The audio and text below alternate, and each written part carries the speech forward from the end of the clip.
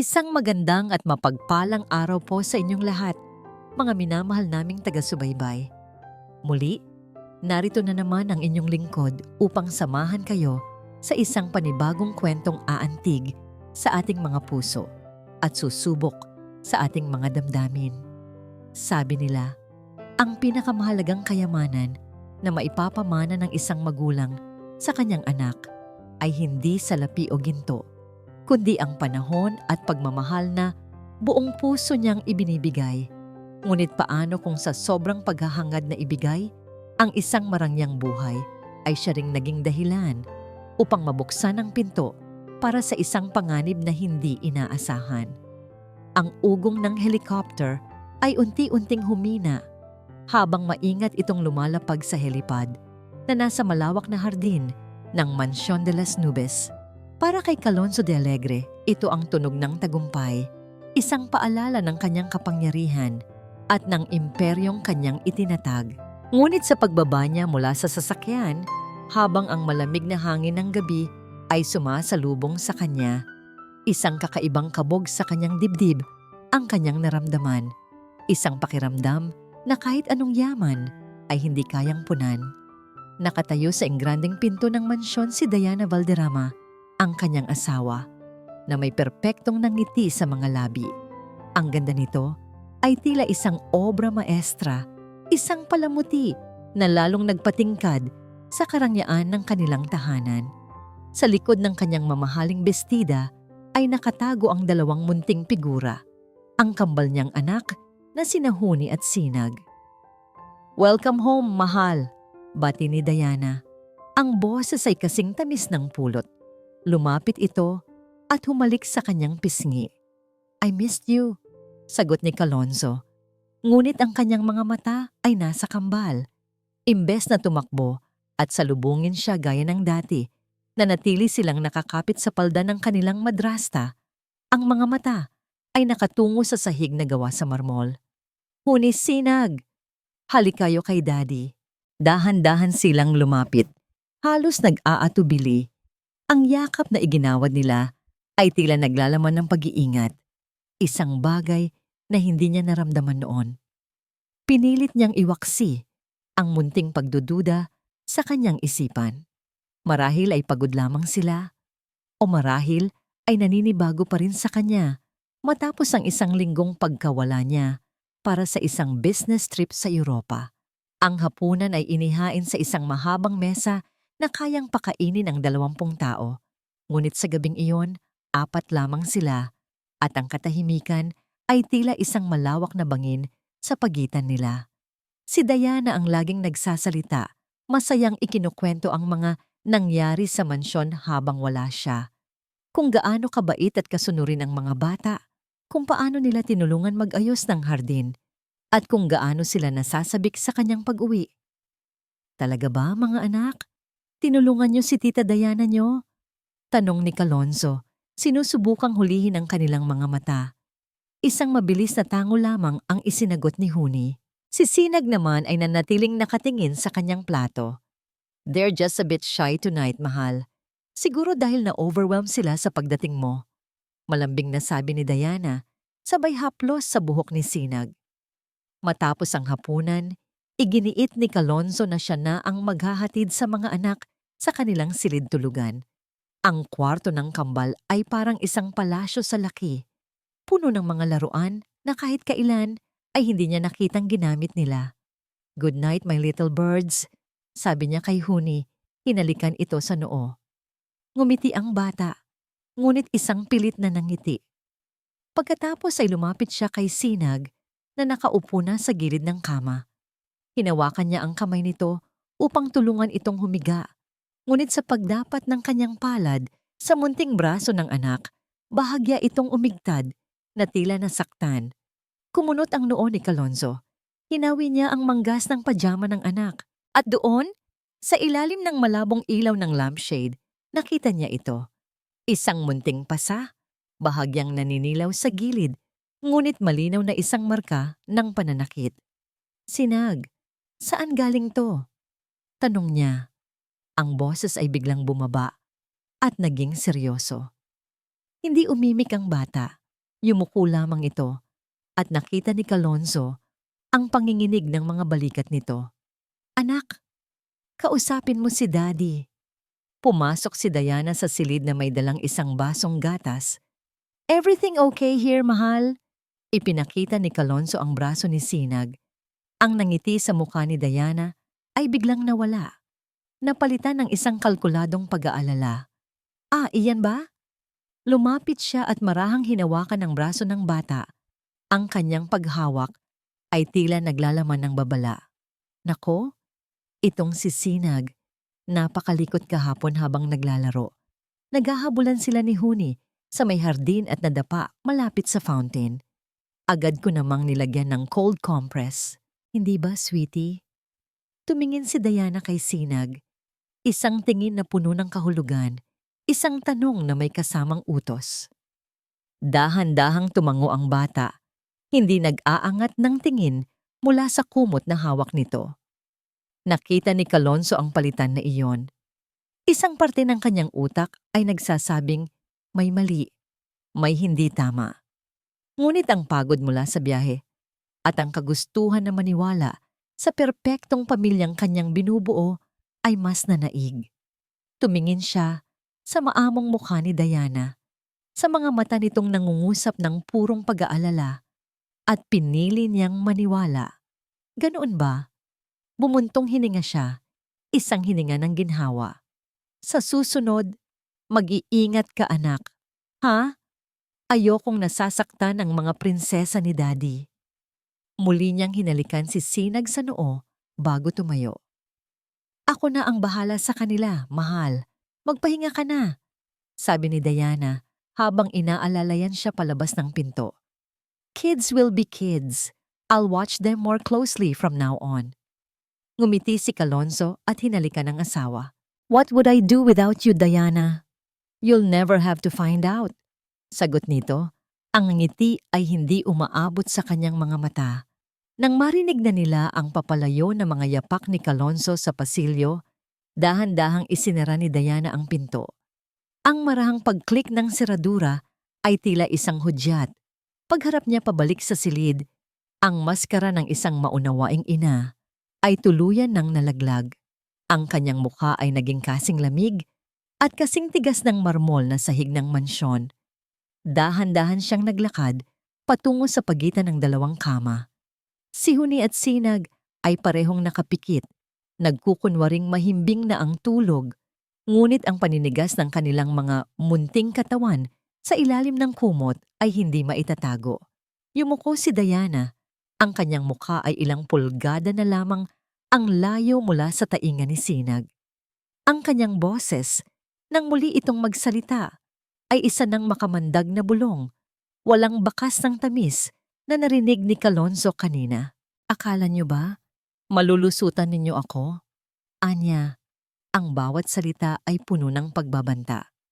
Subukan niyong magsumbong ulit sa ama ninyo at sisiguraduhin kong mas higit pa sa pasa ang matatamo ninyo. Tumayo siya ng tuwid at tiningnan ang dalawang anyong nakahiga.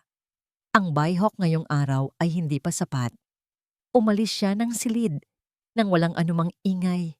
Isinara ang pinto at iniwan ang kambal sa kadilimang hindi kayang itaboy ng mamahaling night lamp. Sa gitna ng karangyaan at sa loob ng tinatawag nilang tahanan, ang tanging maririnig na lamang ay ang pigil na paghikbi ng dalawang batang bilanggo sa isang pekeng paraiso. Sa pag-alis ng helicopter ni Kalonzo kinabukasan, tila kasama nitong nilisan ang anumang bakas ng init at pagmamahal sa loob ng Mansyon de las Nubes. Para kay Yaya Ginhawa, ang katahimikan na naiiwan ay hindi kapayapaan, kundi isang nagbabadyang panganib. Mula sa kusina, malinaw niyang nakikita ang malawak na dining area kung saan nag-aalmusal ang mag-iinang sina Diana at ang kambal. Ang eksena ay perpekto sa paningin. Isang magandang ina kasama ang kanyang dalawang anghel. Ngunit alam ni Ginhawa ang katotohanan sa likod ng larawan. Isang maliit na kalabog ang bumasag sa katahimikan.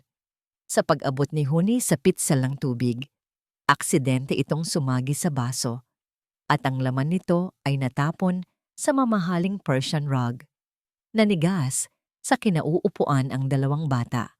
Ang takot ay agad na gumuhit sa kanilang mga mukha. Hindi sumigaw si Diana. Mas malala pa roon. Dahan-dahan itong ibinaba ang kanyang kubyertos. Isang ngiti ang sumilay sa kanyang mga labi. Isang nangiting hindi umaabot sa kanyang mga mata. "Oh, clumsy girl!" anya sa isang boses na kasing lamig ng yelo. "Alam ninyo na ang gagawin." Walang imik na tumayo ang kambal, maging si Sinag na walang kasalanan. Magkatabi silang lumakad patungo sa pader na malapit sa hagdanan. Tumayo roon at humarap. Ito ang parusa. Walang sigaw, walang palo, kundi isang tahimik na pagpapahirap na unti-unting dumudurog sa kanilang espiritu. Mula sa kinatatayuan, dinaramdam ni Ginhawa ang bawat segundo ng kanilang pagtitiis. Ang bawat lagitik ng grandfather's clock sa pasilyo ay tila isang martilyo na pumupukpok sa kanyang puso. Nakikita niya ang bahagyang panginginig ng mga binti ni Sinag. Nakikita niya kung paano yumuko si Huni, ang dating bibo at masayahing bata, na ngayon ay tila anino na lamang ng kanyang dating sarili. Nang dumating ang tanghalian, nanatili sila roon. Alam ni Ginhawa na hindi sila pinakain. Ang utos ni Diana ay malinaw. Habang ang ginang ng bahay ay kumakain ng masarap na pananghalian sa lanay, ang dalawang bata ay pinagbabayaran ng isang basong tubig. Hindi na natiis ni Ginhawa. Nang umakyat si Diana sa silid nito para sa kanyang afternoon nap, dahan-dahan siyang nagluto ng kanin at pritong itlog. Inilagay niya ito sa isang plato, tinakpan at dali-daling tinungo ang isang maliit at madilim na bodega sa ilalim ng hagdanan, ang lugar kung saan madalas ikinukulong ni Diana ang kambal. Kapag mas mabigat ang kasalanan, binuksan niya ang pinto. Naroon na nga sila, magkayakap sa isang sulok, nanginginig sa ginaw at takot. "Huni, Sinag!" pabulong niyang tawag. Agad silang napalingon.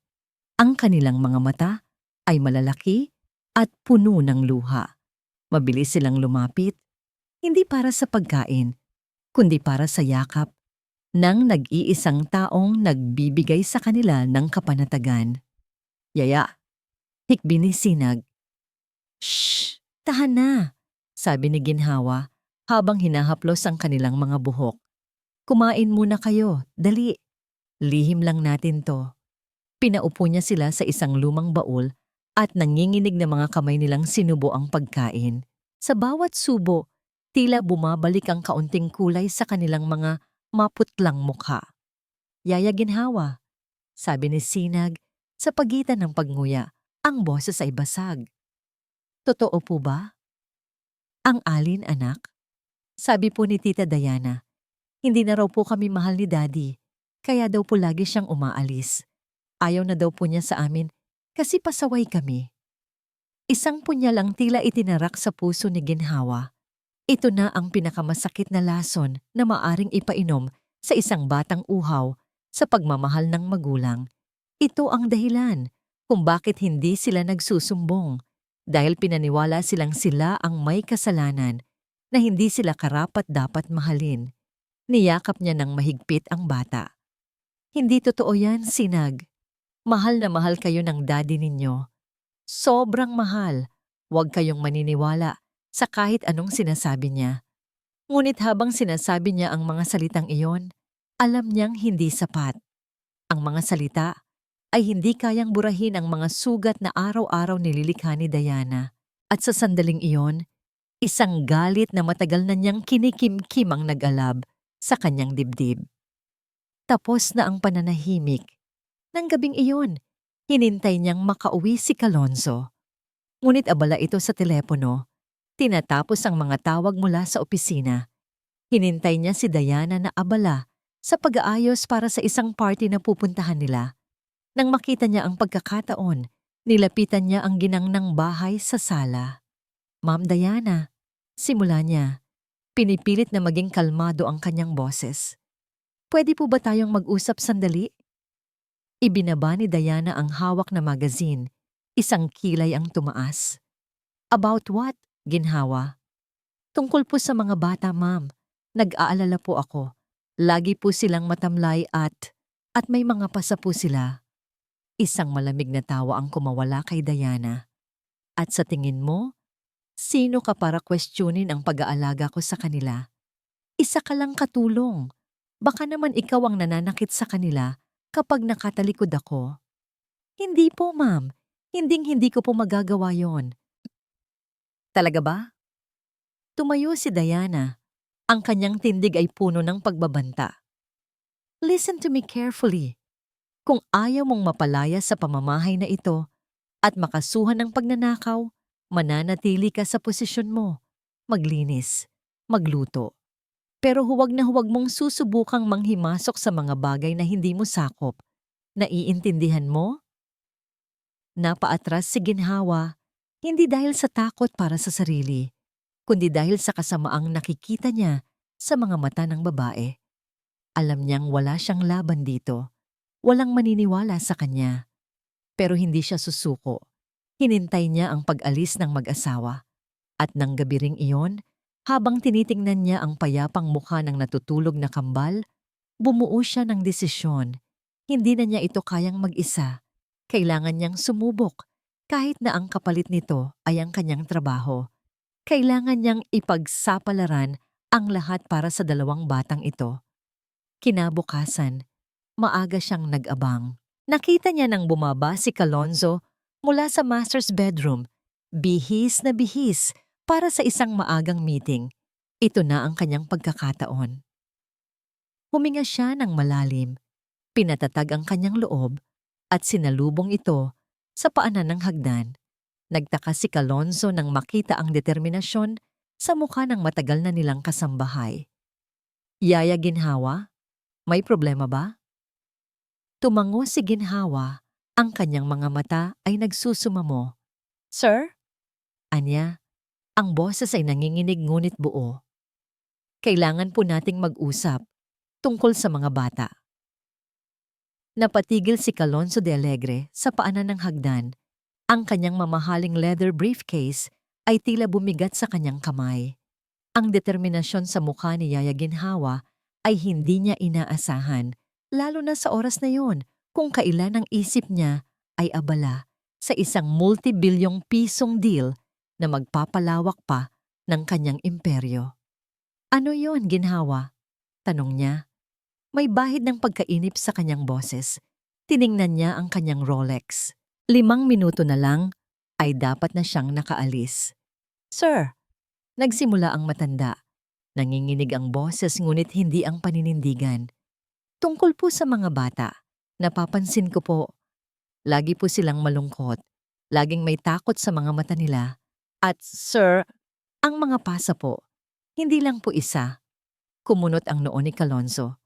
Pasa, naalala niya ang sinabi ni Diana, nadapa si Sinag. Isang aksidente. Kids will be kids. Yun ang mga salitang pinanghawakan niya dahil iyon ang pinakamadaling paniwalaan. Ipinaliwanag na sa akin ni Diana ang tungkol diyan. Sabi niya, ang tono ay mas formal na. Isang senyales na nais na niyang tapusin ang usapan. Naglalaro sila at nagka-aksidente. Ginhawa, alam kong nag-aalala ka, pero minsan ay napapraning ka lang. Sir, hindi po. Pagpupumilit ng yaya, isang hakbang itong lumapit. Iba po ang pasa, sa aksidente, sa pasa sa pananakit. Nakikiusap po ako, sir. Kausapin niyo po sila. Tingnan niyo po sila ng mabuti. Dito na napuno si Kalonzo. Ang stress mula sa negosyo, ang puyat mula sa biyahe, at ngayon, ang tila walang basehang akusasyon na ito laban sa kanyang asawa. Tumingin siya kay Ginhawa, hindi na bilang isang pinagkakatiwalaang kasambahay, kundi bilang isang istorbo sa kanyang maayos na mundo. Ginhawa, sabi niya, ang bawat salita ay matigas at may bigat. 15 taon ka nang nagsisilbi sa pamilyang ito at pinagkakatiwalaan kita sa maraming bagay. Pero ang pag-aalaga sa mga anak ko ngayon ay responsibilidad na ng asawa ko. Huminga siya ng malalim. Trabaho mo lang ang atupagin mo. Ang mga salitang iyon ay tila isang malakas na sampal na hindi tumama sa pisngi, kundi sa puso ni ginhawa. Nakita ni Kalonzo ang pagkawala ng kislap sa mga mata nito, ang panlalambot ng mga balikat. Ngunit bago pa man siya makaramdam ng konsensya, isang malambing na boses ang pumutol sa tensyon. Mahal, may problema ba? Pababa ng hagdan si Diana. Suot ang isang eleganteng puting bestida, tila isang anghel na bumaba mula sa langit. Ang kanyang mukha ay nagpapakita ng inosenteng pag-alala habang papalitan siyang tumingin kay Kalonzo at sa naluluhang si ginhawa. Wala ito, mahal. Nag-aalala lang daw si ginhawa sa mga bata. Mabilis na sabi ni Kalonzo, ayaw palakihin ang gulo. Ngunit si Diana ay isang dalubhasang artista. Lumapit ito kay Kalonzo at sa isang tingin lang kay ginhawa, tila naintindihan na nito ang lahat. Biglang nanubig ang kanyang mga mata. Ginhawa, sinasabi mo na naman ba na sinasaktan ko ang mga bata? Anya, ang boses ay basag na tila hindi makapaniwala. Humarap siya kay Kalonzo. Ang mga luha ay nagsimula ng mamuo. Mahal, sinabi ko na sa'yo, mula pa noong una, hindi niya ako gusto para sa'yo, para sa mga bata.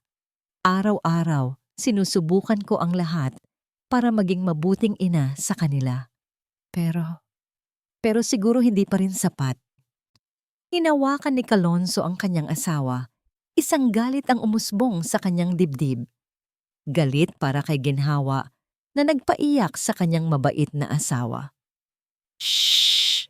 Tahan na, Diana. It's not you, it's her. Hinarap niya si ginhawa, ang kanyang mga mata ay nag-aapoy. See what you did? Umiling lang si ginhawa. Walang salitang lumabas sa kanyang bibig, habang dahan-dahan siyang tumalikod at naglakad pabalik sa kusina. Narinig pa niya ang huling sinabi ni Kalonzo kay Diana, mga salitang tuluyang dumurog sa kanyang pag-asa. Don't worry, mahal. Ako ang bahala sa kanya. I will handle this. Habang paalis ang sasakyan ni Kalonzo mula sa mansyon, kasama si Diana na ihahatid niya sa isang charity event, hindi niya naisip ang pag-uusap kanina. Para sa kanya, iyon ay isang maliit na aberya lamang, isang gusot sa pamilya na kailangan lang ayusin. Nagtayo siya ng isang pader sa kanyang isipan, isang pader na humaharang sa anumang bagay na maaaring sumira sa imahe ng kanyang perpektong buhay. Hindi niya alam na ang pader na yon ay ang mismong pader ng kanyang pagwawalang bahala. At sa likod nito, ang kanyang mga anak ay nag-iisa at walang kalaban-laban. Sa loob ng kanyang maliit na silid sa servants' quarters, narinig ni ginhawa ang papalayo na tunog ng makina ng sasakyan. Isinandal niya ang kanyang likod sa pinto. At doon, tuluyan nang bumuhos ang mga luhang kanina pa niya pinipigilan. Wasak ang kanyang puso. Hindi dahil sa banta ni Diana, kundi dahil sa pagkabulag ng taong pinagkatiwalaan niya. Alam na niya ngayon, nag-iisa siya sa laban na ito sa loob ng mansyon. Walang kakampi. Pinunasan niya ang kanyang mga luha. Ang pighati sa kanyang dibdib ay napalitan ng isang matibay na desisyon. Kung hindi siya papakinggan ng hari ng palasyo, kailangan niyang humanap ng tulong mula sa labas. Kinuha niya ang isang luma at simpleng cellphone mula sa ilalim ng kanyang unan. Nanginginig ang kanyang mga daliri habang pinipindot ang isang numerong matagal na niyang hindi tinatawagan. Nang may sumagot sa kabilang linya, humikbi siya. Kailangan ko na ng tulong mo. Aniya sa pagitan ng mga hikbi. Hindi na sila ligtas dito. Ang boses sa kabilang linya ay mainit at puno ng pag-aalala. Isang tinig mula sa nakaraan na matagal nang hindi naririnig ni ginhawa. Ginhawa, anong nangyari? Ayos ka lang ba? Ang mga bata? Iyon si Althea. ang nakatatandang kapatid ng yumaong asawa ni Kalonzo, ang ina ni Huni at Sinag, ang pinakamatalik nitong kaibigan at ang taong pinangakuan ni Ginhawa bago ito pumanaw. Ate Althea, higbi ni Ginhawa, ang pangalan ay tila isang angkla sa gitna ng rumaragasang bagyo sa kanyang dibdib. Hindi na po tama ang mga nangyayari dito. Isinalaysay ni Ginhawa ang lahat, ang mga pasa, ang pagkakait ng pagkain, ang parusang pagharap sa pader, ang pagkulong sa bodega, at higit sa lahat, ang mga lason na salitang ipinupukol ni Diana sa isipan ng mga bata. Isinalaysay niya rin ang pagwawalang bahala ni Kalonzo, ang pagiging bulag nito sa katotohanan. Sa kabilang linya, isang mabigat na katahimikan ang namayani. Bago nagsalita si Althea, ang boses nito ay matatag, ngunit may bakas ng galit. Alam ko na mangyayari ito. Kaya pala, hindi mapanatag ang loob ko mula nang ipakilala ni Kalonzo ang babaeng yan. Anong gagawin natin, ate? Sinubukan ko siyang kausapin, pero ayaw niyang maniwala. Binalaan pa ako ng asawa niya. Hindi tayo pwedeng sumugod doon nang walang matibay na ebidensya, Ginhawa. Gagamitin lang nila ang kapangyarihan at pera nila para baliktarin ang lahat. Ikaw pa ang lalabas na masama. Paliwanag ni Althea. Kailangan natin ng patunay. Isang bagay na hindi kayang itanggi ni Kalonzo. Saglit na muling natahimik si Althea, tila nag-iisip ng malalim. Naalala mo ba ang sulat na iniwan sa'yo ng kapatid ko bago siya mawala? Tumango si Ginhawa kahit hindi siya nakikita. Paanong makakalimutan yon? Isang sobre na may lamang sulat at isang susi sa isang safety deposit box. Ang bilin, buksan lamang kung ang mga anak niya ay nasa bingit ng kapahamakan. Nakatago po ate, sabi niya, para raw po sa emergency. Ito na ang emergency, Ginhawa, mariing sabi ni Althea. Kailangan mong kunin kung ano man ang laman niyan. Bukas na bukas din, magkita tayo. Kinabukasan linggo, araw ng pahinga para sa karamihan, ngunit para kay Ginhawa, ito ang araw ng pagkilos. Nagpaalam siyang mamamalengke, isang normal na gawain na hindi paghihinalaan ni Diana. Ngunit sa halip na sa palengke, sa isang bangko sa Maynila, ang kanyang tungo. Nanginginig ang kanyang mga kamay habang binubuksan ang kahon na gawa sa metal. Sa loob, wala itong lamang alahas o malaking halaga. Ang laman nito ay isang passbook na may nakalagay na pangalan ni Huni at Sinag de Alegre at isang perang nagkakahalaga ng ₱250,000. At sa ilalim nito, isang huling sulat mula sa kanyang yumaong pinsan. Ginhawa, kung binabasa mo ito, ibig sabihin ay nangyari na ang kinatatakutan ko.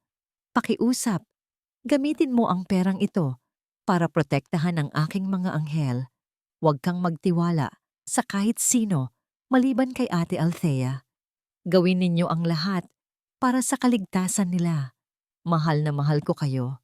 Niyakap ni Ginhawa ang sulat, humuhugot ng lakas mula sa mga salita ng namayapang ina.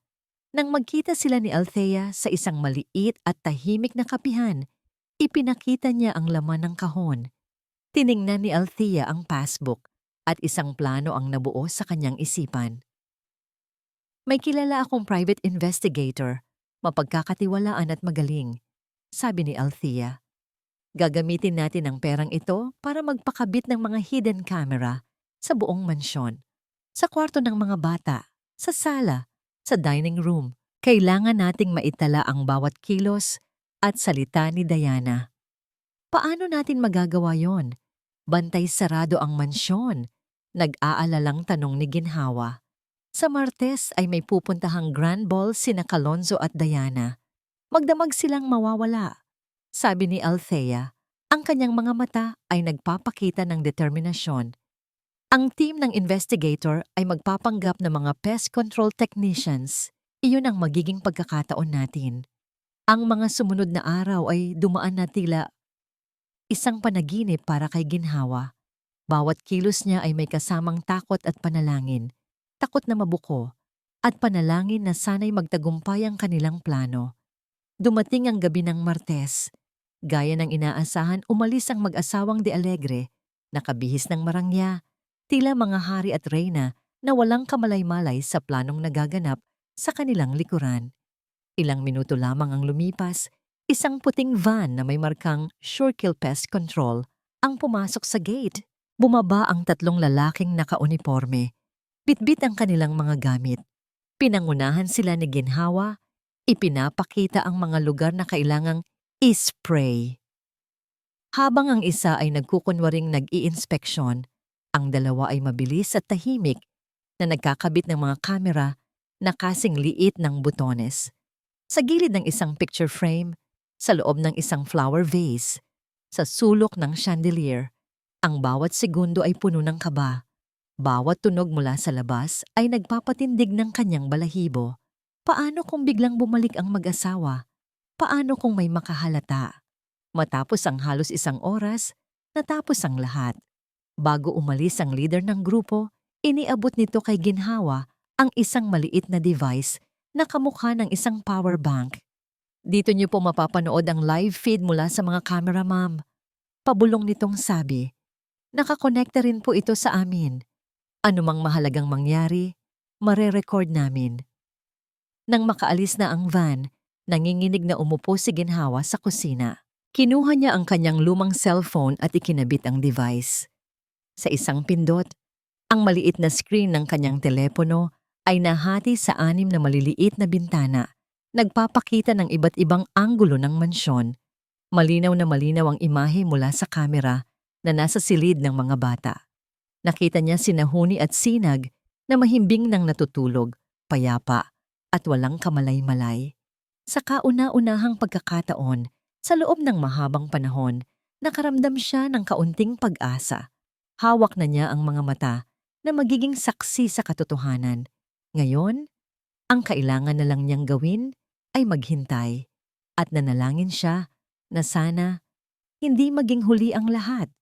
Sa kabilang panig ng mundo, sa isang marangyang conference room sa Singapore kung saan tanaw ang kumikinang na syudad, si Calonzo de Alegre ay nasa tuktok ng kanyang mundo.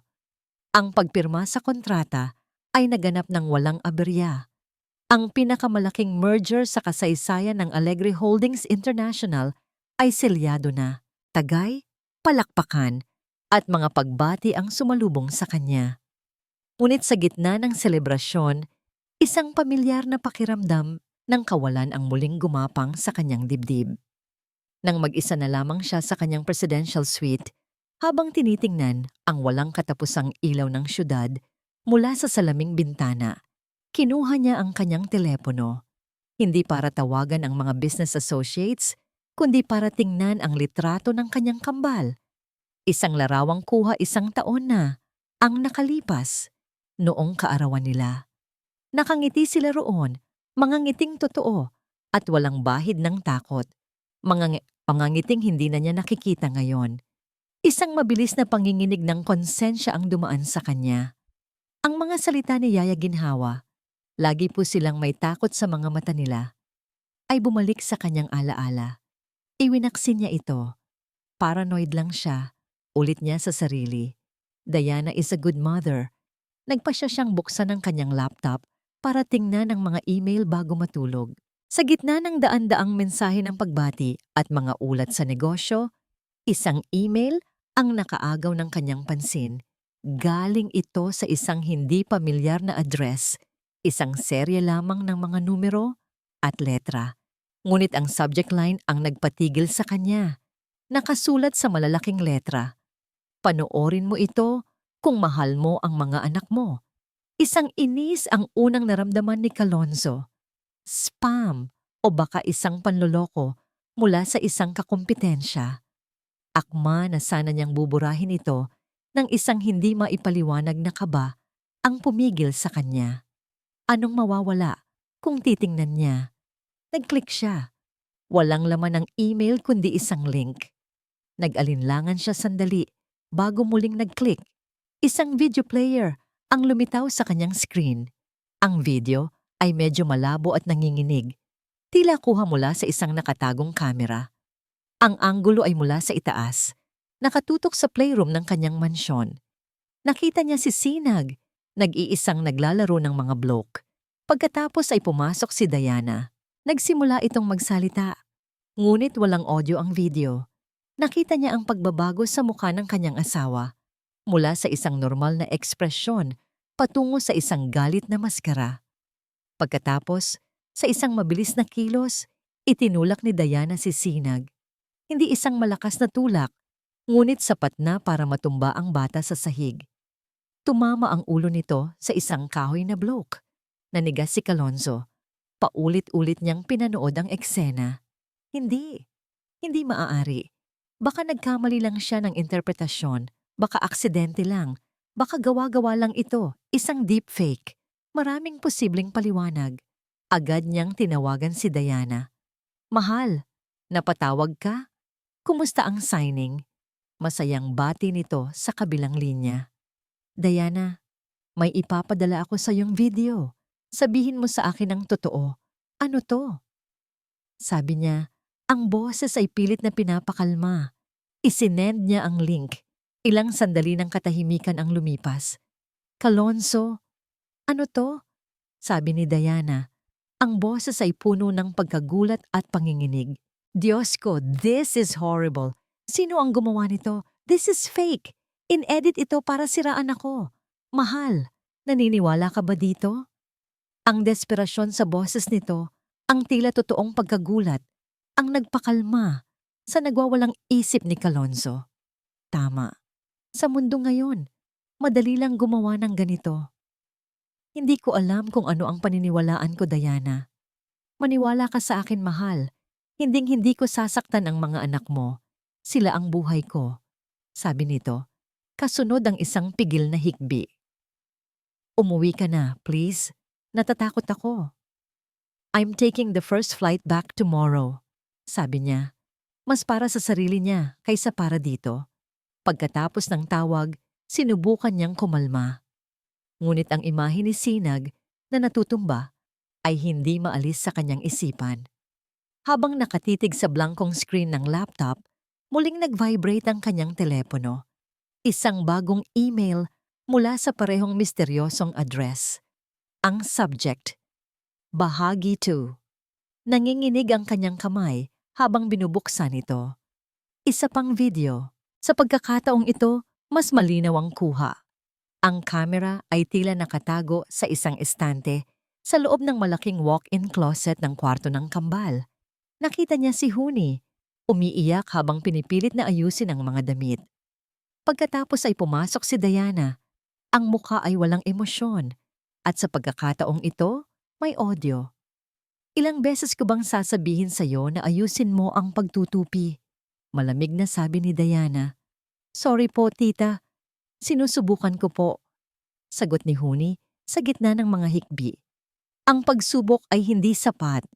Sigaw ni Diana at isang tunog ng sampal ang narinig kahit hindi nakita ng kamera ang mismong aksyon. Dahil sa katangahan mo, dito ka muna sa loob. Mag-isip-isip ka kung paano maging isang disenteng bata at hindi isang pabigat. Kinaladkad ni Diana si Huni papasok sa isang mas maliit na espasyo sa loob ng closet. Isang espasyo para sa mga maleta. Ipinasok niya ang umiiyak na bata. At pagkatapos ay isinara ang pinto. Ang tanging maririnig na lamang ay ang muffled na pag-iyak ni Huni at ang maliliit nitong kamao na kumakatok sa pinto. Tita, madilim po. Tita, parang awa niyo na po. Iniwan lang siya ni Diana doon. Hindi makahinga si Kalonzo. Ang hangin ay tila naubos sa loob ng mamahaling suite. Ang tunog ng pag-iyak ng kanyang anak, ang boses nito na nagmamakaawa, ay umalingaw-ngaw sa kanyang tainga na parang isang walang katapusang bangungot. Ang pagtanggi, ang mga dahilan, ang mga kasinungalingan, lahat ay gumuho sa isang iglap. Hindi ito peke. Ito ang katotohanan. Isang matinding galit ang pumalit sa kanyang pagkagulat. Galit sa sarili. Ang bawat business meeting, bawat flight, bawat gabi na malayo siya sa kanila. Ipinagpalit niya ang seguridad ng kanyang mga anak para sa tagumpay. Ipinagkatiwala niya sila sa isang halimaw na nagkukubli sa anyo ng isang anghel. Sa isang marahas na kilos, ibinalibag ni Kalonzo ang laptop sa pader. Ang tunog ng nabasag na screen ay kasabay ng pagsigaw niya. Isang sigaw ng sakit, pagsisisi, at isang pangako ng paghihiganti. Tumayo siya, kinuha ang telepono, at nag-book ng pinakaunang flight pabalik ng Pilipinas. Hindi na bukas. Ngayon na. Ang selebrasyon ay tapos na. Ang digmaan ay ngayon pa lamang magsisimula. Habang ang eroplano ni Kalonzo ay bumabalik sa Pilipinas, lula ng isang amang nag-aapoy sa galit at pagsisisi, si Diana Valderrama naman ay nasa isang mundo ng karangyaan at pagkukunwari. Sa isang eksklusibong suite ng isang 5-star hotel sa Makati, naghihintay siya, hindi bilang isang nag-aalalang asawa, kundi bilang isang kasabwat sa isang masalimuot na krimen. Ang pinto ay bumukas at pumasok ang isang lalaking may matikas na tindig at isang ngiti na kasing talas ng patalim. Siya si Raja Crisologo, isang corporate lawyer na may reputasyong kasing dumi ng kanyang konsensya at ang lihim na kasintahan ni Diana. Mukhang maganda ang gising ng reyna ko, bati ni Raja, sabay halik sa mga labi ni Diana. Isang halik na puno ng pagnanasa at kasakiman, malayo sa mga formal na halik na ibinibigay niya kay Kalonzo. Hindi ako nakatulog ng maayos, sagot ni Diana, habang ibinubuhos ang champagne sa 2 kopita. Tumawag si Kalonzo. May nagpadala sa kanya ng video. Nawala ang nangiti sa mukha ni Raja.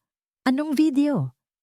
Isang malabong kuha ng pagdidisiplina ko kay Sinag, sabi ni Diana, may bahid ng inis sa kanyang boses.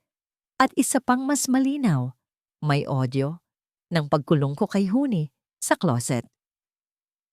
Napamura si Raja. Saan galing? Paanong nangyari yan? May nagtatraidor sa atin sa loob ng mansyon. Malamang ang matandang ginhawa na yon, sabi ni Diana habang umiinom sa kanyang kopita. Pero naayos ko na. Pinaniwala ko si Kalonzo na edited lang ang mga iyon. Ang tanga ay naniwala naman, pero pauwi na siya. Kailangan nating mag-ingat. Mag-ingat? Tumawa si Raja ng walang galak. Diana, this is not a simple problem. Kung may nakapag-install ng camera sa loob ng mansyon, ibig sabihin ay may access sila. Pwede nilang gawin ulit yon. This complicates things. Kaya nga kailangan na nating bilisan. Giit ni Diana, ang kanyang mga mata ay nag-aapoy sa determinasyon. Nasa Singapore siya ngayon para sa Alegre Chen merger. Bilyon-bilyong dolyar ang pinag-uusapan, Raja. Kapag naipasok ang perang yon sa mga account ng Alegre Holdings, iyon na ang pagkakataon natin. Lumapit si Raja sa bintana. Tanaw ang skyline ng syudad na gusto niyang angkinin. Nakahanda na ang mga dokumento. Isang special power of attorney na magbibigay sa iyo ng karapatang maglipat ng pondo. Ang kailangan na lang natin ay ang pirma niya. Paano po natin makukuha yon? Simple, sabi ni Raja, humarap kay Diana. Isasabay natin sa isang tumpok ng ibang mga dokumento para sa bagong foundation na itatayo mo. Isang foundation para sa mga naabusong bata. The irony is delicious, isn't it? Gumisi si Diana. Brilliant. At kapag napirmahan na niya? Kapag napirmahan na niya at nailipat na ang pondo sa offshore company na itinayo ko sa Cayman Islands, sabi ni Raja, lumapit at hinawakan ang mukha ni Diana. Magkakaroon ng isang malungkot na aksidente. Ang salitang aksidente ay binitiwan niya ng may kaswal na lamig. Maaring nagmalfunction ang preno ng kanyang sports car o kaya naman ay nagkaroon ng electrical fire sa kanyang yate. Maraming posibilidad. Ang mahalaga, ang balo na si Diana de Alegre na nagluluksa ang siyang magmamana ng lahat. Ang plano ay demonyo sa kanyang pagiging simple. Walang bakas, walang ebidensya. Tanging isang trahedya at isang nagdadalamhating biyuda na magiging isa sa pinakamayamang babae sa Asia. Paano ang mga bata? Tanong ni Diana. Ipapadala natin sa isang mamahaling boarding school sa Switzerland. Mabilis na sagot ni Raja. Malayo sa atin. Malayo sa gulo. Sila ang magiging perpektong palamuti sa iyong imahe bilang isang mapagmahal na ina na nagluluksa.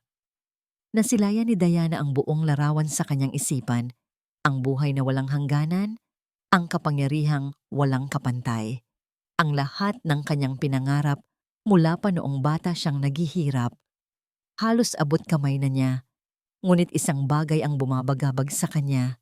Masyado kang nagmamadali, Raja. Si Kalonzo ay hindi tanga. Matalino siyang tao. Paano kung maghinala siya? Dito na kumuha ng isang maliit na bote mula sa kanyang bulsa si Raja. Isang botelyang walang marka na may lamang isang malinaw na likido. Ito, sabi niya, inilapag ito sa mesa. Ay para mapadali ang lahat, kung sakali. Tumingin si Diana sa bote. Anong laman yan?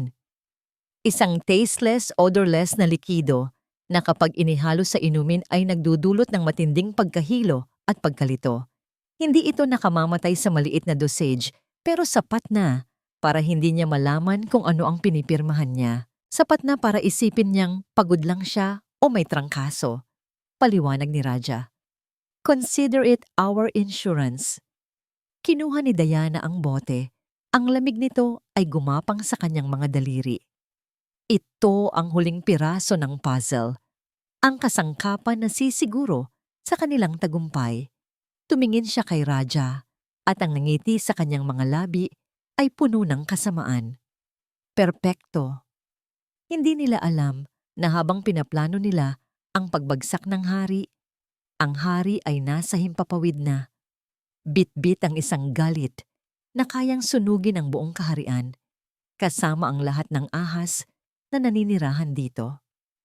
Hindi sa Mansyon de las Nubes umuwi si Kalonzo de Alegre. Ang kanyang unang paghinto mula sa airport ay hindi sa kanyang palasyo, kundi sa isang maliit at nondescript na condominium unit sa Quezon City. Isang safe house na inarkila ni Althea, ang address, na ipinadala sa kanya kasama ng mga video. Ang katahimikan sa loob ng unit ay kabaligtaran ng nagngangalit na bagyo sa kanyang kalooban. Sa pagpasok niya, ang tanging sumalubong sa kanya ay si Yaya Ginhawa. Nakita niya sa mga mata ng matanda ang pinaghalong takot at awa. Takot para sa kung ano ang kanyang gagawin at awa para sa sakit na kanyang madarama. Walang salitang namutawi sa pagitan nila. Itinuro lamang ni Ginhawa ang isang malaking flat-screen TV sa sala na konektado sa isang laptop. Sir, basag ang boses ng Yaya. Lahat po ng narecord sa loob ng isang linggo? Nandyan po. Umupo si Kalonzo sa isang upuang nakaharap sa screen. Huminga siya ng malalim. Tila isang taong sasabak sa isang execution. Iwanan mo muna ako. Tumango si Ginhawa at tahimik na pumasok sa isang silid. Isinara ang pinto. Ngunit hindi ang sakit na nararamdaman niya para sa kanyang amo. Pinindot ni Kalonzo ang play. Ang unang eksena ay pamilyar. Ang pagtapon ng tubig sa Persian rug. Ngunit ngayon, narinig niya ang boses ni Diana, kasing lamig ng yelo. Alam ninyo na ang gagawin. Napanood niya ang kanyang dalawang anak na maglakad patungo sa pader at tumayo roon. Nang walang imik, ang kanilang maliliit na likod ay tila pasan ang buong mundo. 1 oras, 2 oras.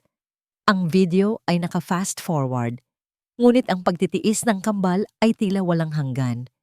Nakikita niya kung paano sila nilagpasan ni Diana na tila hindi sila umiiral. Walang tanghalian, tanging parusa lamang. Sumunod ang eksena sa bodega. Nakita niya ang pagdating ni Ginhawa na may dalang pagkain. Ang pagyakap nito sa kambal. Narinig niya ang tanong ni Sinag, "Totoo po ba?" Sabi po ni Tita Diana, "Hindi na raw po kami mahal ni Daddy." Isang malakas na dagok ang tumama sa dibdib ni Kalonzo. Tila siya sinuntok at ninakawan ng hangin. Hindi na raw kami mahal ni Daddy. Ang mga salitang yon, mula sa bibig ng kanyang sariling anak, ay mas masakit pa sa kahit anong sugat. Iyon pala ang sandatang ginamit ni Diana. Hindi lang pananakit sa katawan, kundi pagwasak sa kanilang kaluluwa. Pinagpatuloy niya ang panonood. Bawat araw ay may bagong anyo ng kalupitan.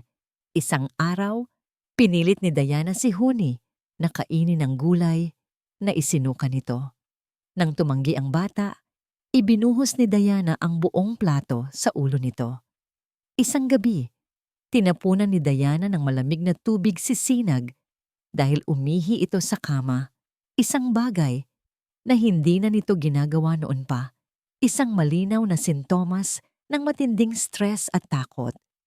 Nakita niya ang mga pagbabanta.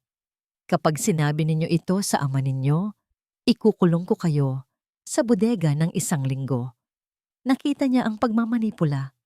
Wala kayong dapat pagkatiwalaan kundi ako.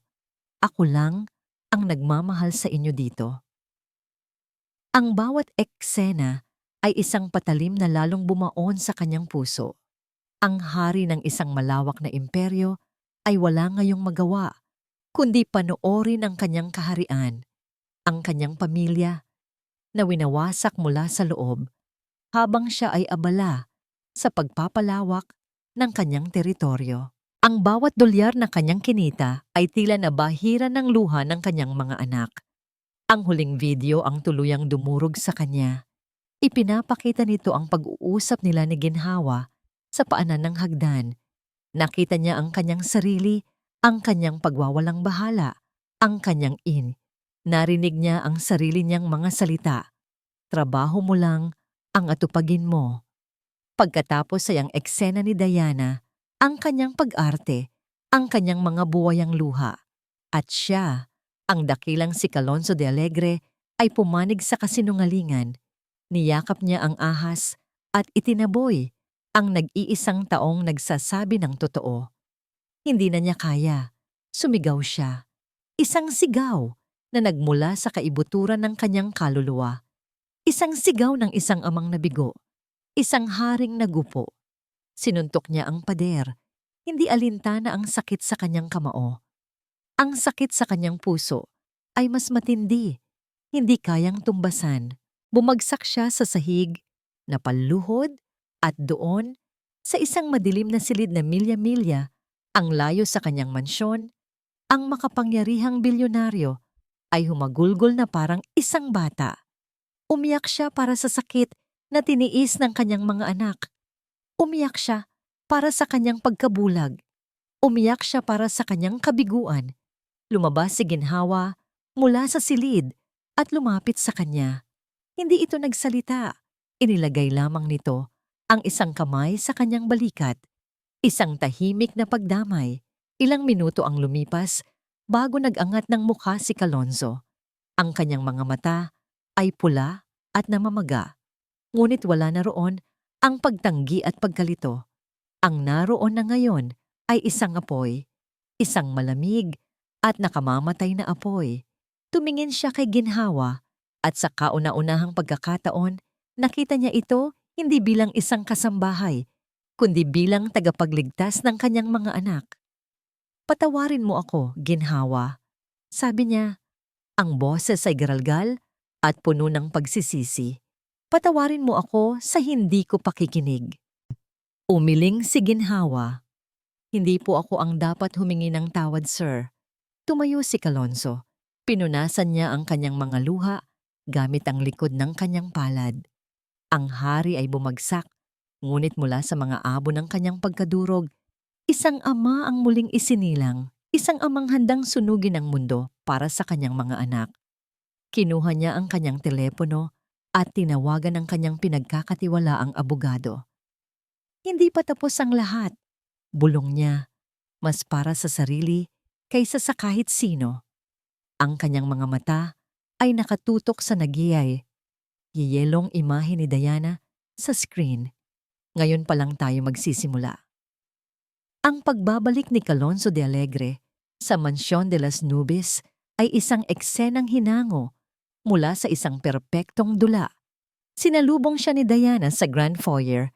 Ang mukha nito ay puno ng pag-aalala. Ang mga mata ay may tamang-tamang pamamaga mula sa kunwaring pag-iyak. "Mahal, thank God you're home," sabi nito, sabay yakap ng mahigpit sa kanya. "I was so worried. Hindi ko alam kung anong gagawin ko."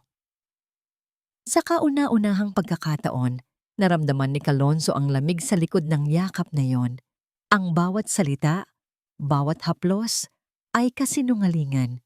Isang lason na matagal na niyang iniinom nang walang kamalay-malay.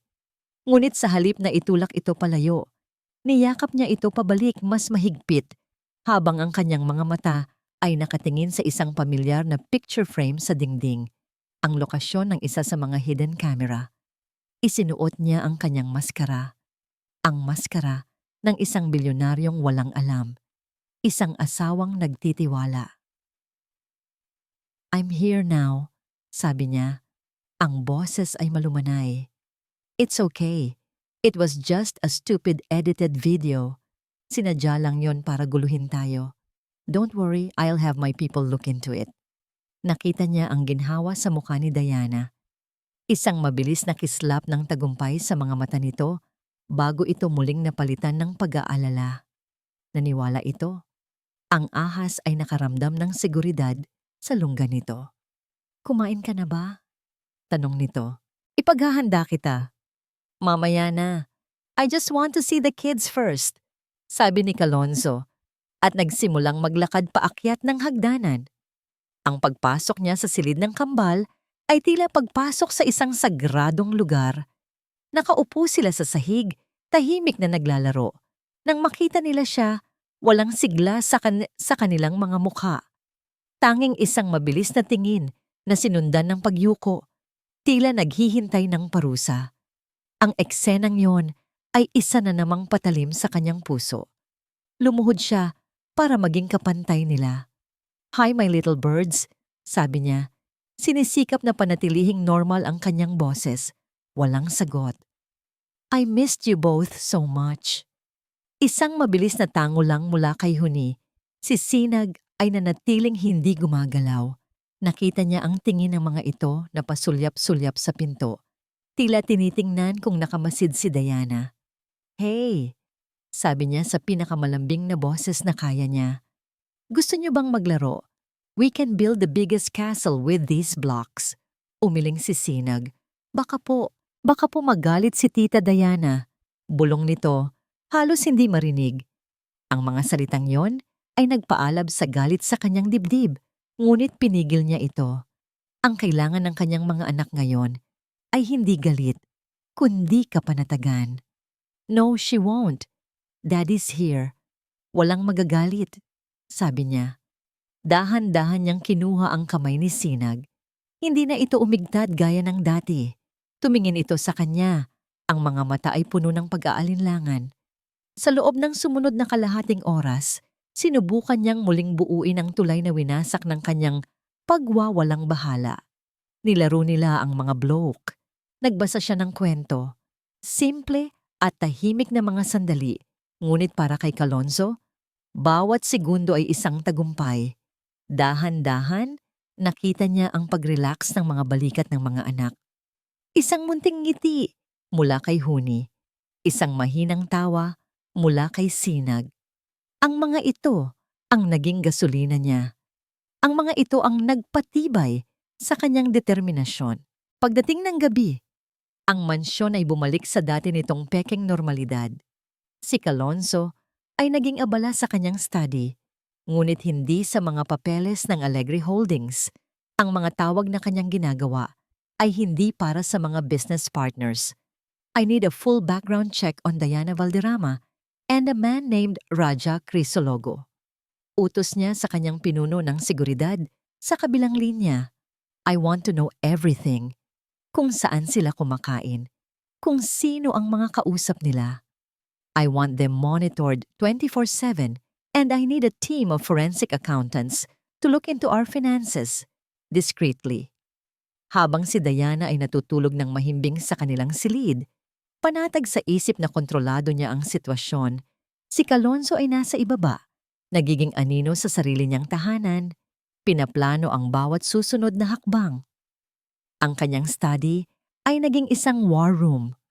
Ang kanyang imperyo sa negosyo ay naging makinarya para sa paghahanap ng katotohanan.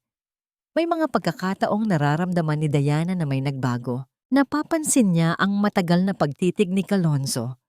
Ang mga tanong nito tungkol sa kanyang araw na tila may mas malalim na kahulugan. Ngunit sa tuwing maghihinala siya, gagawa si Kalonzo ng isang bagay para muling makuha ang tiwala nito.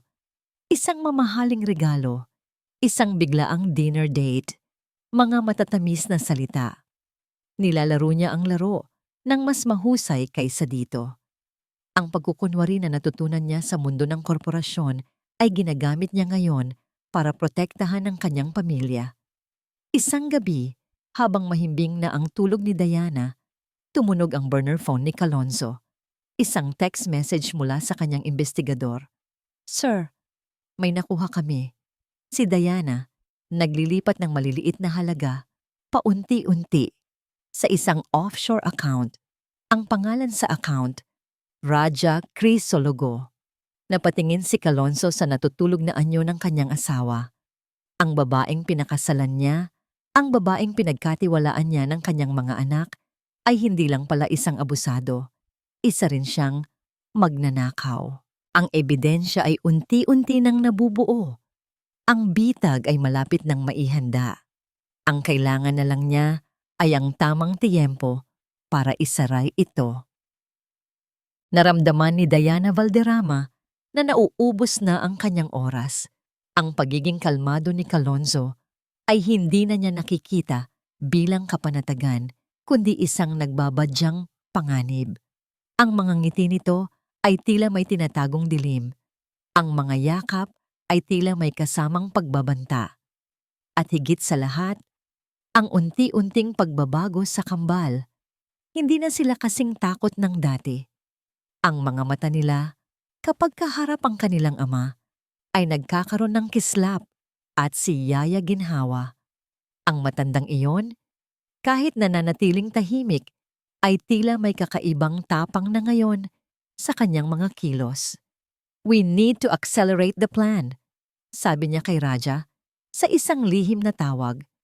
"I have a bad feeling about this." Parang may alam na siya.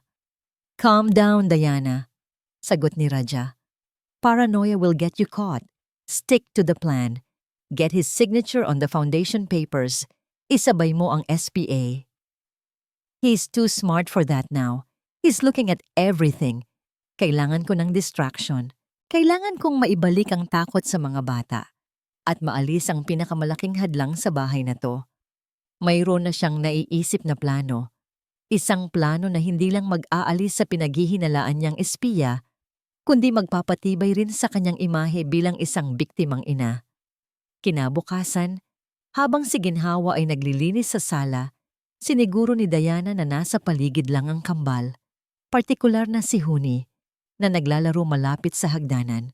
Nagpunta si Diana sa kusina, kumuha ng baso ng tubig, at habang pabalik, sinadya niyang matapilok at matapon ang laman ng baso sa makintab na sahig na marmol sa mismong daanan ni Huni. Hindi niya ito pinunasan. Nagkunwari siyang may kausap sa telepono sa kabilang dulo ng sala habang ang kanyang mga mata ay matamang nagmamasid. "Huni, sweetie, can you get your tita a book from the library upstairs?"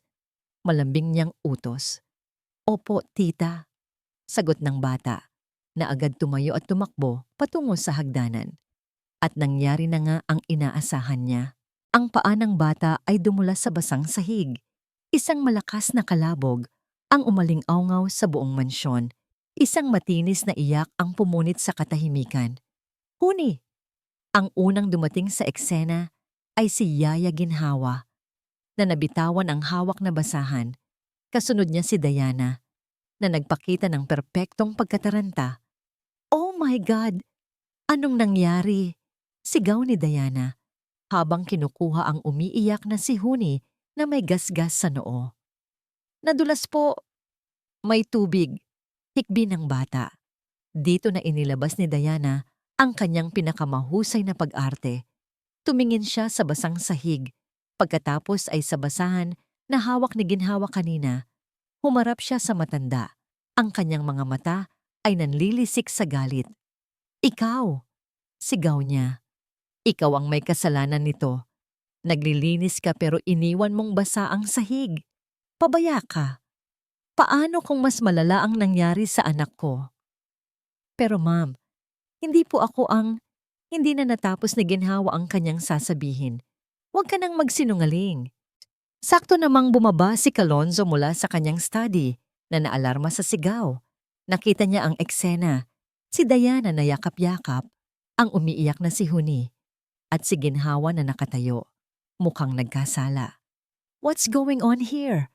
Tanong ni Kalonzo kahit alam na niya ang sagot. Alam niya na ito ay isang palabas. Kalonzo, this is all her fault, sabi ni Diana. Nanginginig ang boses. Iniwan niyang basa ang sahig. Muntik nang mapahamak ang anak natin dahil sa kapabayaan niya. Hindi ko na siya pwedeng pagkatiwalaan dito. Paalisin mo na siya. Now! Tumingin si Kalonzo kay ginhawa. Nakita niya ang pagmamakaawa sa mga mata nito, ngunit alam niya ang kailangan niyang gawin. Para mapanatili ang kanyang maskara, kailangan niyang isakripisyo ang reyna para mahuli ang kalaban. Ginhawa, sabi niya, ang kanyang boses ay malamig at walang emosyon. Get your things. You're fired. Sir, bulong ni ginhawa, ang kanyang puso ay nadurog. Kahit alam niyang maaaring bahagi ito ng plano, ang sakit ng mga salitang yun ay totoo. Daddy, no! Sigaw ni Huni at Sinag, na ngayon ay pareho nang umiiyak. Huwag niyo po paalisin si Yaya. Ngunit hindi nagbago ang ekspresyon ni Kalonzo. Hinila ng mga security guard si ginhawa palabas ng mansyon. Ang huling nakita niya ay ang nagwawaging ngiti sa mukha ni Diana at ang luhang mga mata ng kambal na tinatawag ang kanyang pangalan. Ito ang sandali ng all is lost. Ang huling kalasag ng mga bata ay naalis na. Ang kasamaan ay nagtagumpay. Nang gabing iyon, naghanda si Diana ng isang espesyal na hapunan para sa kanilang dalawa ni Kalonzo. Isang celebratory dinner, sabi niya, para sa pag-alis ng masamang impluensya sa kanilang tahanan. Habang nakatalikod si Kalonzo, kinuha ni Diana ang maliit na bote na bigay ni Raja. Dahan-dahan, nagpatak siya ng ilang hibla ng walang kulay na likido sa baso ng red wine ng kanyang asawa. Para sa atin, sabi niya, itinaas ang kanyang sariling kopita. Para sa ating bagong simula. Itinaas ni Kalonzo ang kanyang baso. Tumingin siya sa mga mata ni Diana. Pagkatapos ay sa alak na may lason. Ngumiti siya. Isang ngangiting hindi umabot sa kanyang mga mata. Para sa ating bagong simula. Ulit niya. At dahan-dahang itinaas ang baso patungo sa kanyang mga labi. Ang ballroom ng Mansion de las Nubes ay napuno ng mga pinakamayayamang tao sa Pilipinas. Ang mga kumikinang na chandelier ay nagbibigay liwanag sa mga mamahaling hiyas at mga pekeng ngiti. Ito ang gabi ng grand launch ng Diana de Alegre Foundation for Children's Welfare, ang pinakabagong obra maestra ng pagkukunwari ni Diana. Nakatayo siya sa entablado, suot ang isang kumikinang na pulang bestida, ang reyna ng gabi. Si Kalonzo ay nasa kanyang tabi, ngunit tila ito ay bahagyang nahihilo at walang pokus na siyang epekto ng lason na pinainom niya rito kanina. Ang lahat ay naaayon sa plano. Tonight, we celebrate a new beginning, sabi ni Diana sa mikropono. Ang kanyang boses ay puno ng sinseridad na pinraktis niya ng paulit-ulit. Isang bagong pag-asa para sa mga batang nangangailangan ng ating pagkalinga. Dahil ang bawat bata ay karapat-dapat sa isang ligtas at mapagmahal na tahanan. Isang masigabong palakpakan ang umalingaw-ngaw. Sa isang sulok, nakatayo si Raja Crisologo, nakangisi habang hawak ang isang briefcase na naglalaman ng mga dokumentong nakatakdang pirmahan ni Kalonzo, kasama ang nakatagong SPA. At para simulan ang gabing ito, pagpapatuloy ni Diana, nais kong ibahagi sa inyo ang isang maikling video na nagpapakita ng inspirasyon sa likod ng foundation na ito, ang aking maganda at masayang pamilya. Ibinigay niya ang hudyat, ang mga ilaw ay bahagyang dumilim, ang malaking projector screen sa likod ng entablado na dapat sana'y magpapakita ng mga masasayang larawan ng pamilya De Alegre ay umilaw. Ngunit hindi masasayang larawan ang lumitaw. Ang unang imahe na bumungad sa lahat ay ang malabong kuha mula sa playroom. Isang babae, malinaw na si Diana, na nagagalit sa isang maliit na bata. Pagkatapos, ang pagtulak, ang pagbagsak, isang kolektibong paghinga ng pagkagulat ang narinig mula sa mga bisita. Namilog ang mga mata ni Diana. Anong nangyayari? This is not the right video. Sigaw niya sa technical booth. Ngunit huli na ang lahat. Ang video ay nagpatuloy. Ang sumunod na eksena ay mas malinaw. Ang audio ay buong-buo. Ang sigaw ni Diana sa loob ng walk-in closet. Ang pag-iyak ni Huni. Ang pagsara ng pinto. Ang mga katok at pagmamakaawa ng bata mula sa kadiliman. Tita, madilim po. Tita, parang awa niyo na po. Ang boses ng isang batang takot na takot ay pumuno sa tahimik at nabiglang ballroom. Ang mga bulungan ay nagsimula. Ang mga bisita na kanina lang ay pumapalakpak ay napalitan ng mga nanlalaking mata at hindi makapaniwalang ekspresyon. Nag-flash sa screen ang iba't ibang eksena ng kalupitan. Ang pagbuhos ng pagkain sa ulo ni Huni, ang pagbuhos ng malamig na tubig kay Sinag, ang mga masasakit na salita, ang mga banta. Ang bawat video ay may kasamang petsa at oras, isang hindi maikakailang tala ng mga krimen. Patayin niyo yan! I-off niyo yan! Sigaw ni Diana. Ang kanyang mukha ay namumutla sa takot. Ngunit walang sumunod sa kanya. Pagkatapos, ang huling video. Ang eksena sa sala. Ang pagtapon ng tubig. Ang pag-utos kay Huni. Ang pagkatisod. Ang pagsisi kay Yaya Ginhawa. Ang buong palabas ay ipinakita para makita ng lahat. Nang matapos ang video, isang nakabibinging katahimikan ang bumalot sa lugar. Lahat ng mga mata ay nakatutok kay Diana na ngayon ay nanginginig sa gitna ng entablado, tila isang kriminal na nahuli sa akto. Doon na nawala ang pagkahilo at pagkalito sa mukha ni Calonzo. Tumayo siya ng tuwid. Ang kanyang mga mata ay matalim at puno ng galit na matagal niyang kinimkim. Ang pag-arte niya ay tapos na. Nagustuhan niyo ba ang palabas? Tanong ni Calonzo sa mikropono. Ang kanyang boses ay kalmado, ngunit may bigat na kayang bumasag ng salamin. Iyan po ang tunay na inspirasyon sa likod ng foundation ng aking asawa. Calonzo, this is a lie. It's all fake. Sinisiraan nila ako. Pagtanggi ni Diana, lumuluha. Fake? Tumingin si Calonzo sa audience. Ang lahat ng video na inyong napanood ay na-verify na ng mga eksperto. At ang mga bisita natin ngayong gabi, ikinumpas niya ang kanyang kamay. Hindi lang sila mga kaibigan at business partners, kasama rin natin ang mga opisyal mula sa Department of Social Welfare and Development at ang NBI. Sa isang hudyat, ang ilang mga bisitang nakakalat sa ballroom ay nagsitayuan at naglakad patungo sa entablado. Ang kanilang mga formal na kasuotan ay hindi nakapagtago ng kanilang tunay na pagkatao. Sila ay mga alagad ng batas. Natulala si Raja Crisologo. Akma na siyang tatakas nang harangin siya ng dalawang lalaking nakabarong. Mr. Crisologo, you're under arrest for conspiracy and attempted fraud. Binuksan nila ang briefcase nito at nakita ang mga dokumento kasama ang SPA. Ang lahat ng atensyon ay bumalik kay Diana. Tapos na ang pagpapanggap mo, sabi ni Calonzo. Ang bawat salita ay isang hatol. Hindi mo to magagawa sa akin. Sigaw ni Diana, puno ng desperasyon. Asawa mo ako.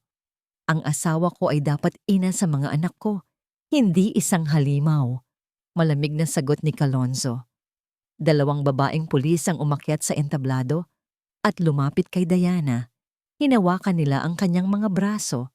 Hindi, bitiwan niyo ko. Hindi niyo ko pwedeng arestuhin. Nagpupumiglas siya. Ang kanyang karangyaan at kagandahan ay nabura ng kanyang purong kasamaan. Habang ipinoposas ang kanyang mga kamay sa likod, tumingin siya kay Kalonzo. Ang kanyang mga mata ay puno ng walang hanggang pagkamuhi. Hindi pa tayo tapos, Kalonzo. Sigaw niya habang kinakaladkad palayo. Hindi pa. Hindi pinansin ni Kalonzo ang kanyang mga sigaw. Kinuha niya ang mikropono sa huling pagkakataon at humarap sa kanyang mga bisita sa buong mundo. Paumanhin po sa lahat. Anya, ang kanyang boses ay naglalaman ng bigat ng isang hari na nililinis ang kanyang kaharian. Ang party ay tapos na. Kinaumagahan.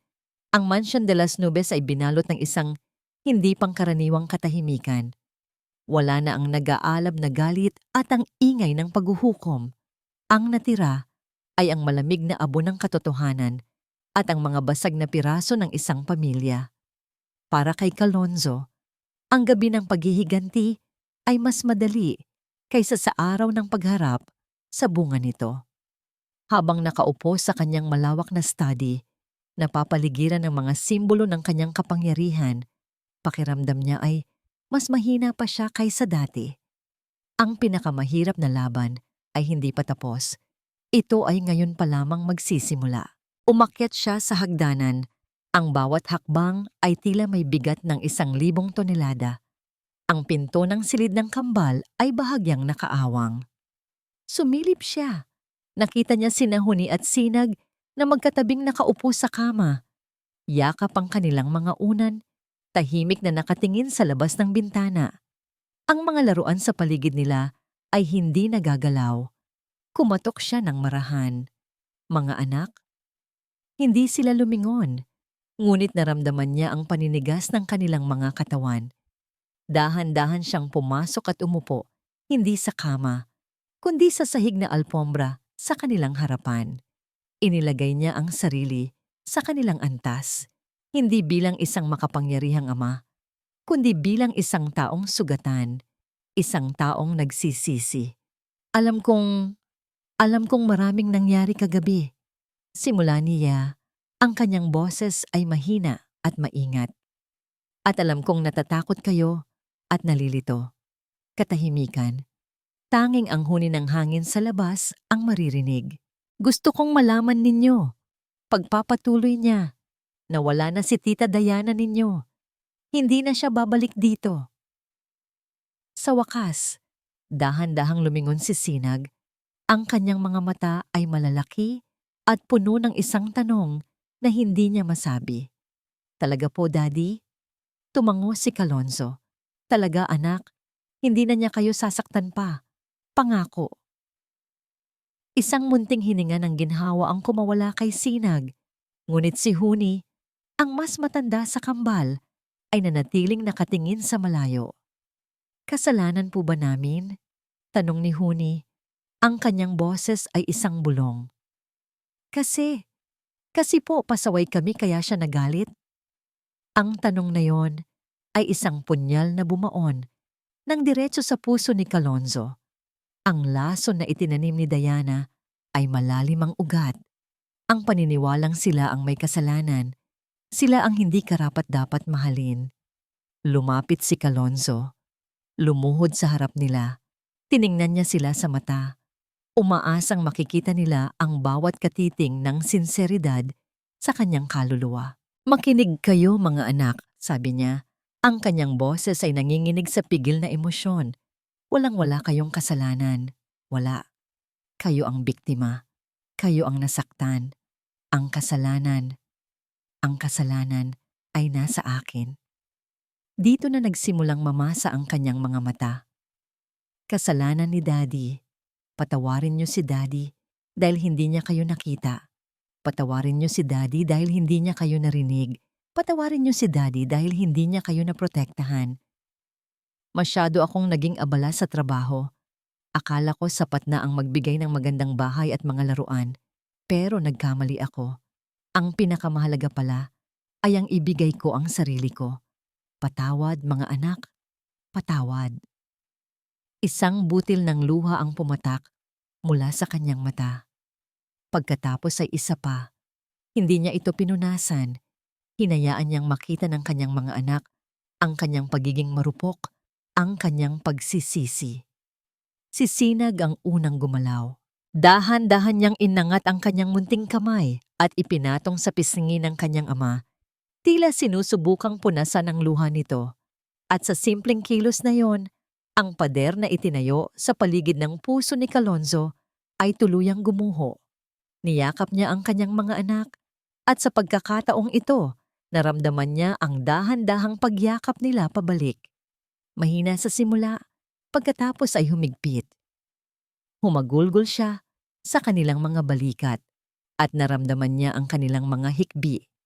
Isang mag-aama, magkakasamang umiiyak, hindi dahil sa sakit, kundi dahil sa simula ng paghilom. Maya-maya, may kumatok sa pinto. Pumasok si Yaya Ginhawa na may dalang isang tray ng mainit na tsokolate at tinapay. Ang kanyang pagbabalik ay hindi na anunsyo, ngunit ito ay tama at nararapat. Yaya! Sabay na sigaw ng kambal. Bumitaw sila sa pagkakayakap kay Kalonzo at tumakbo patungo sa kanilang yaya. Ang kanilang tunay na kanlungan sa loob ng mahabang panahon. Niyakap nila ito ng mahigpit. Tumingin si Ginhawa kay Kalonzo at sa kanilang mga mata, isang tahimik na pag-unawa at pagpapatawad ang namagitan. Ang pamilya, kahit basag pa, ay nagsisimula ng muling mabuo. Habang umiinom sila ng tsokolate, tumunog ang telepono ni Kalonzo, ang kanyang abogado. "Sir, may problema tayo," sabi ng abogado sa kabilang linya. Si Diana, ayaw niyang pumirma sa anumang kasunduan. Ayaw niyang makipag-cooperate. Mayroon daw siyang huling baraha. Anong baraha? Kunot noong tanong ni Kalonzo. Sabi niya, hindi niyo raw siya pwedeng basta-basta ipakulong dahil nagdadalang tao siya. Nabitawan ni Kalonzo ang telepono at sinasabi niyang ikaw ang ama. Ang balita ng pagbubuntis ni Diana ay isang bomba na sumubok muli sa katatagan ni Kalonzo. Sa loob ng ilang linggo, ang kaso ay naging mas komplikado. Ginamit ni Diana ang kanyang kalagayan para makuha ang simpatsya ng publiko. Pinalabas na siya ay isang ina na inaapi ng kanyang makapangyarihang asawa. Ngunit hindi na muling nagpatinag si Kalonzo sa mga kasinungalingan. Sa tulong ng kanyang mga abogado at investigador, isang katotohanan ang lumabas. Ang medical records na isinumite ni Diana ay peke at ang mas matibay na ebidensya, mga visitation logs mula sa kulungan na nagpapatunay na ang tanging bisita ni Diana ay si Raja Crisologo at ang mga CCTV footage mula sa hotel kung saan sila palihim na nagkikita. Isang court-ordered pregnancy test ang isinagawa at ang resulta ay malinaw. Hindi siya buntis. Ito ang huling pako sa ataol ng kanyang mga kasinungalingan. Isang maikling balita sa telebisyon ang nagbalita ng hatol. Si Diana Valderrama at Raja Crisologo ay napatunayang guilty sa mga kasong frustrated murder, syndicated estafa at child abuse. Habang buhay na pagkakakulong, ang hustisya, bagamat mabagal, ay nagwagi. Ilang buwan ang lumipas, ang Mansyon de las Nubes na dating simbolo ng kapangyarihan at pangarap ni Kalonzo ay naibenta na. Ang mga alaala ng sakit at pagkukunwari na nakakapit sa mga pader nito ay isinara na niya ng tuluyan. Sa halip, lumipat sila sa isang mas maliit, ngunit mas masayang tahanan sa isang tahimik na subdibisyon sa Alabang. Isang bahay na may malawak na hardin kung saan ang sikat ng araw ay malayang nakakapasok. Hindi nahaharangan ng matataas na pader o madidilim na sikreto. Isang Sabado ng umaga, naglalaro sina Huni at Sinag sa hardin habang si Yaya Ginhawa ay nagbabantay mula sa isang upuan sa ilalim ng puno ng mangga. Isang ngiti ang hindi maalis sa kanyang mukha. Hinahabulan ng kambal ang mga paru-paro. Ang kanilang mga tawa ay tila musika na pumuno sa hangin. Isang tunog na matagal na nawala sa kanilang buhay. Lumabas si Kalonzo mula sa bahay, may dalang isang pitzel ng malamig na juice. Hindi na siya nakasuot ng mamahaling suit, kundi isang simpleng t-shirt at shorts lamang. Ang kanyang mamahaling relo ay nasa isang kahon na, napalitan ng isang simpleng fitness watch. "Daddy!" Sigaw ni Huni. Tumatakbo palapit sa kanya. "Tingnan mo po, nakahuli kami ng ladybug." "Wow, that's beautiful, sweetie," sabi ni Kalonzo. Lumuhod para tingnan ang maliit na insekto sa palad ng anak. "Pero kailangan natin siyang ibalik sa mga dahon, okay? Para makauwi siya sa pamilya niya." Tumango ang bata at maingat na inilapag ang ladybug sa isang halaman. Isang simpleng leksyon, ngunit puno ng kahulugan na tanging si Kalonzo lang ang nakakaunawa. Tumunog ang kanyang telepono. Sa screen, lumabas ang pangalan ng kanyang Executive Vice President, isang tawag tungkol sa isang mahalagang deal sa Hong Kong. Noong araw, sasagutin niya ito kahit anong oras, kahit anong araw. Ngayon, pinindot niya ang ignore button at ibinulsa ang telepono. "Hindi po ba yun importante, Daddy?" Tanong ni Sinag na lumapit na rin. Ngumiti si Kalonzo at ginulo ang buhok ng anak. "Mas importante to," sabi niya at inakbayan ng dalawang bata. "Mas importante kayo." Naupo silang tatlo sa damuhan, pinapanood ang mga ulap, nag-iinuman ng juice, nagkukwentuhan ng mga bagay na walang kabuluhan ngunit puno ng pagmamahal. Nakita ni Kalonzo ang unti-unting pagbabalik ng dating sigla sa kanyang mga anak. Ang mga anino ng takot sa kanilang mga mata ay napapalitan na ng liwanag.